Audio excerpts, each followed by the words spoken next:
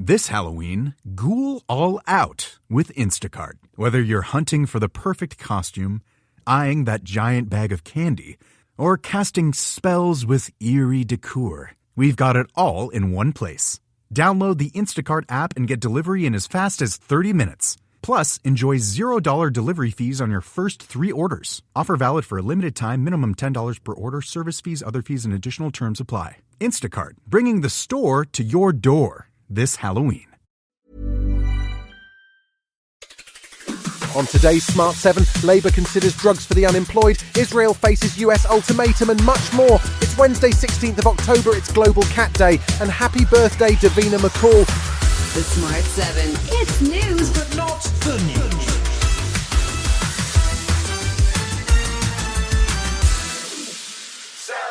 A suggestion from Health Secretary Wes Streeting that the government would begin trials of weight loss drugs for the unemployed caused controversy on Tuesday. He was writing in The Telegraph as the government announced a new study from pharmaceutical manufacturer Lilly, which would see trials in Manchester aimed at reducing obesity levels to allow people to return to work.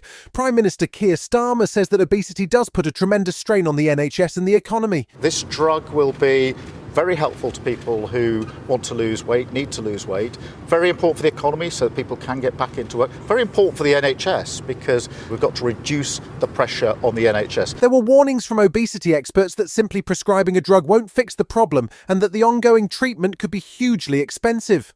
Former Tory Health Minister Lord Bethell was also cautioning that there's no magic wand to fix the nation's health crisis. It will cost a lot of money. There's no getting away from that. This isn't a miracle cure that's going to cheaply solve that. I do really encourage our politicians to show moral courage in this. They've got to say to the nation, we have got a big obesity problem. We all need to collectively change our behaviours.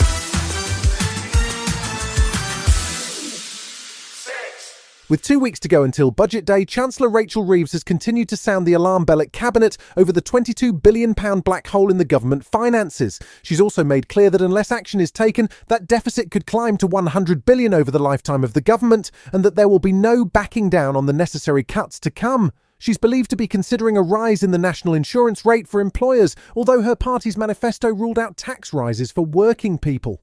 Craig Beaumont, Executive Director of the Federation of Small Businesses, says a national insurance rise would affect his members and their employees. It's a clear manifesto breach. They made a promise to the small business community. They had a small business plan. They had a manifesto that said no increase on national insurance. They didn't specify within that which bits of national insurance, and this will hit working people. Rain Newton-Smith, head of the business group CBI, says if growth is the goal, a rise in national insurance rates for employers will make that harder. If those overall increases in costs of hiring aren't matched by higher productivity, then it makes it harder for businesses to create the jobs and the growth that we need to really fund our public services.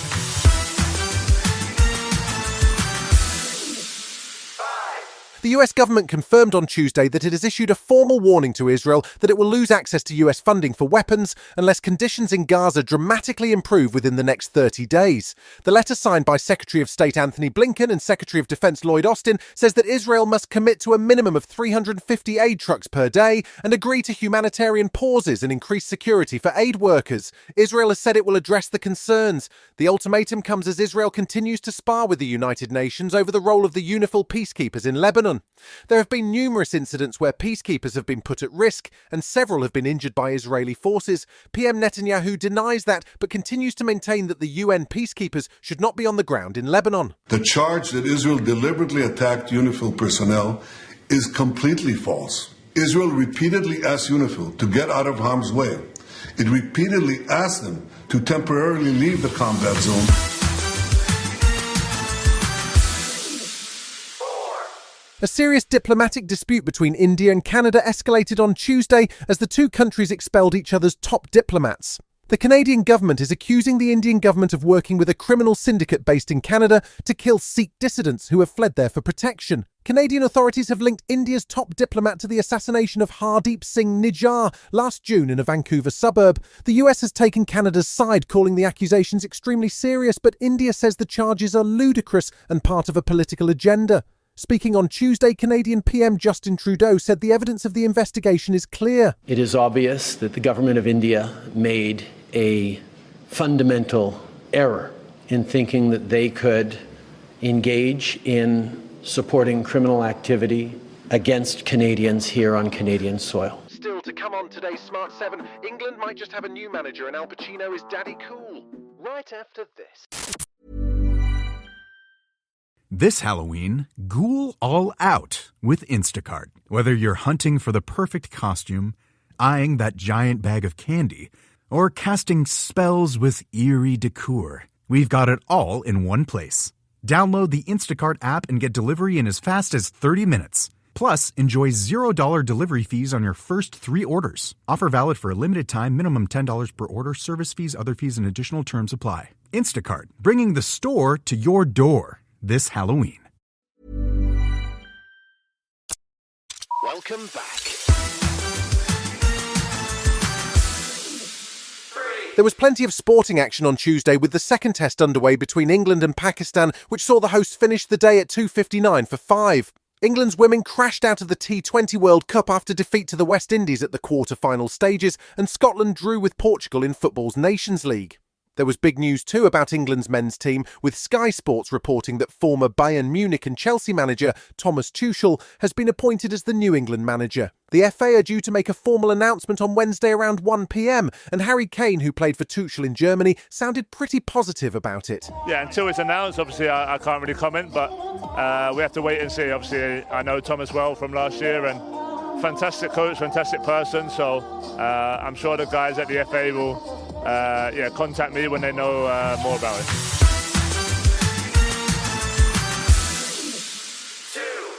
Al Pacino is a much-loved Academy Award-winning star, and now at 84 he's written his autobiography called Sonny Boy. He tells the story of his life in Hollywood, from The Godfather to Scarface, and his Oscar-winning moment in Scent of a Woman. He also recently became a father again last year, and his youngest son Roman is now 16 months old. Some eyebrows have been raised at the prospect of an 84-year-old dad and a 30-year-old mum, but he's doing his best to stay hip, proudly showing off his Shrek phone case to BBC Breakfast. My youngest daughter said, "Can I have your phone, Dad? I'll just get it." So I gave her my phone, and she came back, and she had this on it. She said, "It's Shrek, Dad." I said, "Shrek? Wow. Okay, babe, I'll hold on to it."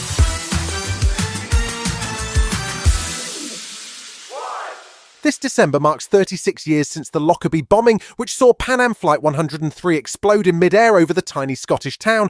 259 passengers and 11 local residents were killed, but the mystery of who planted the bomb has never been fully solved. Now, a new 5-part series is coming to Sky called Lockerbie: A Search for Truth, that tells the true story of GP Jim Swire, whose daughter died in the bombing, and his years-long search for justice. He's played by Colin Firth in the show, and it follows him as he travels to Libya to meet with Colonel Gaddafi, and leaves no stone unturned to solve the mystery. It drops on Sky on January 5th.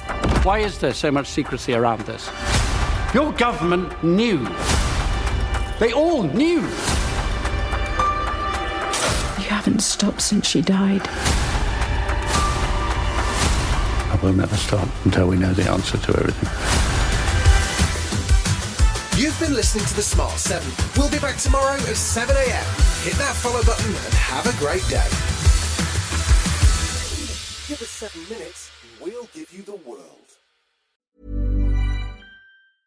Discover Hydro, the best kept secret in fitness. Hydro is the state-of-the-art at-home rower that engages 86% of your muscles, delivering the ultimate full-body workout in just 20 minutes. From advanced to beginner, Hydro has over 500 classes, shot worldwide and taught by Olympians and world-class athletes. For a 30-day risk-free trial, go to hydro.com and use code ROW450 to save $450 on a Hydro Pro rower. That's HYDROW.com, code ROW450.